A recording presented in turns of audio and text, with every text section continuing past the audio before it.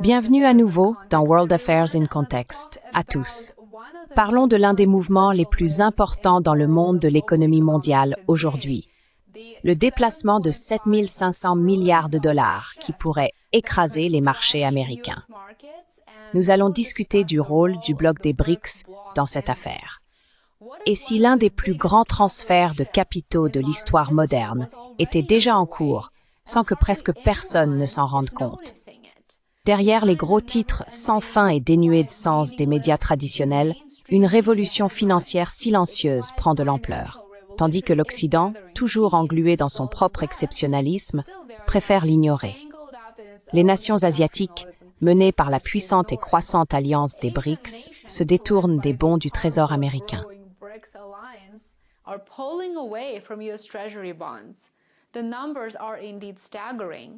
Les chiffres sont en effet stupéfiants. Plus de 7 500 milliards de dollars d'actifs américains pourraient être en mouvement à l'heure où nous parlons. Et si cette tendance se poursuit, elle pourrait bien ébranler les fondations de l'économie mondiale. Allons droit aux faits. Rien que dans les premiers mois de 2024, la Chine a en réalité vendu pour 150 milliards de dollars d'obligations du Trésor américain. Et elle continue de vendre des milliards de dollars d'obligations du Trésor américain au premier et au deuxième trimestre de cette année. Mais il ne s'agit pas seulement de la Chine, bien sûr. Il s'agit d'un changement coordonné. Ce qu'il est très important de comprendre, c'est que ce changement est le résultat des politiques américaines, une blessure auto-infligée.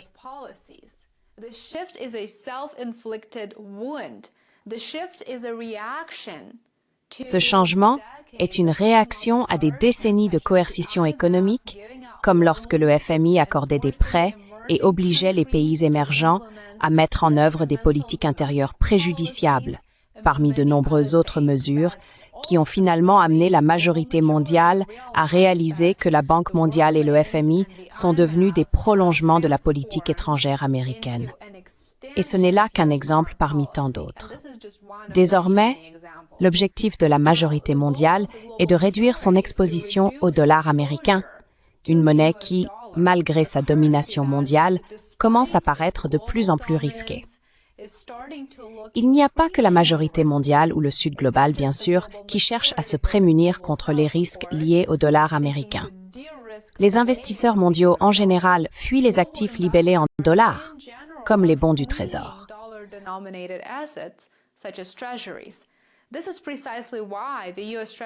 C'est précisément pour cette raison que les enchères du Trésor américain attirent de moins en moins d'acheteurs.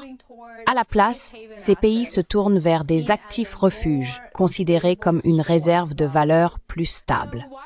Alors, pourquoi ces pays prennent-ils une décision aussi audacieuse maintenant? Eh bien, tout d'abord, la dette américaine est sur le point d'atteindre 37 000 milliards de dollars. Oui, des milliards avec un B. Cela soulève de sérieuses inquiétudes dans le monde entier quant à la stabilité financière à long terme, d'autant plus que le coût du service de cette dette dépasse 1 000 milliards de dollars par an. La deuxième raison est la suivante. Les tensions géopolitiques augmentent. Entre guerres commerciales et sanctions, de nombreux pays, en particulier les économies émergentes, ne se sentent plus à l'aise de dépendre du système financier américain.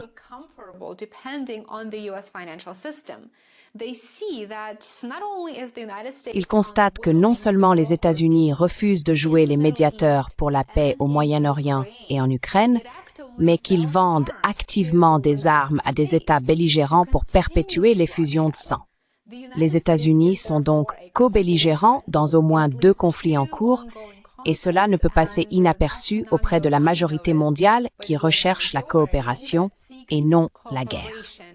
Troisièmement, en conséquence des raisons que je viens d'évoquer, nous assistons à une perte de confiance dans le dollar en tant que monnaie de réserve stable. Les nations recherchent la souveraineté et des alternatives. L'utilisation du dollar américain s'est révélée être un risque majeur pour la souveraineté économique d'un pays, et maintenant que le bloc des BRICS avance avec un système financier alternatif, le dollar américain n'est plus la seule option disponible.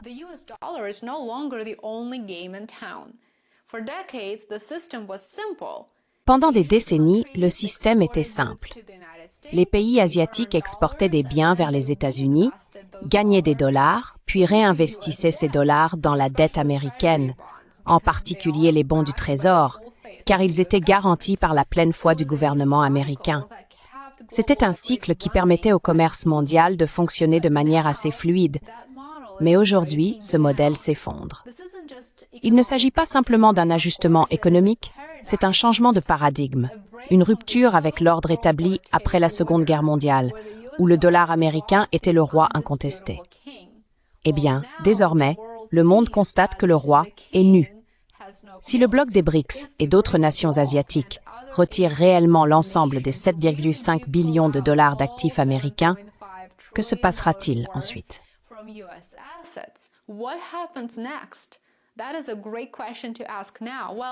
C'est une excellente question à poser maintenant. Eh bien, il est très probable que les États-Unis pourraient perdre leur statut de refuge mondial pour les capitaux. Qu'est-ce que cela signifie pour ceux d'entre nous qui vivent aux États-Unis? Voilà la prochaine question que nous devrions nous poser.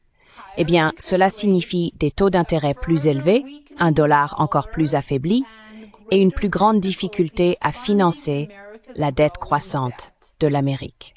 En d'autres termes, c'est une bombe à retardement. Cela toucherait tout, des programmes gouvernementaux aux emprunts des consommateurs. Et on pourrait se demander ici, qu'en est-il de l'influence financière dont les États-Unis ont longtemps bénéficié? Qu'en est-il? Eh bien, cela pourrait aussi disparaître. Il ne s'agit pas seulement de délaisser les bons du Trésor américain.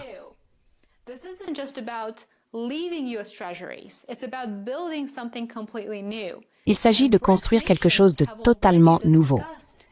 Et les pays des BRICS ont déjà discuté de la création de monnaies de réserve alternatives, peut-être même numériques, et adossées à des matières premières, voire à l'or. Bien que cela ne semble pas être une voie viable ou politiquement appropriée pour le moment, personne ne va créer une monnaie unique adossée à des matières premières en raison des divers risques que cela comporte. Personne ne sait ce que l'avenir nous réserve. Dans une interview accordée à Bloomberg, l'une des directrices des investissements l'a résumé très simplement. « Nous assistons, a-t-elle déclaré, à un changement de l'ordre mondial et il n'y aura pas de retour en arrière. »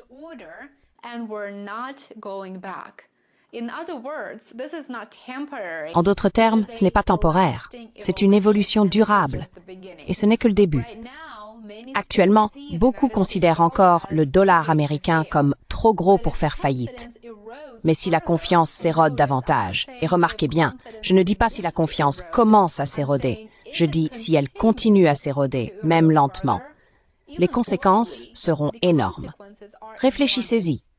Un désengagement de 7 500 milliards de dollars n'est pas une hypothèse, il a déjà commencé. Et s'il s'accélère, la domination financière des États-Unis pourrait très vite appartenir au passé. Le dollar n'a pas encore perdu sa couronne, mais les signes avant-coureurs sont peut-être déjà là.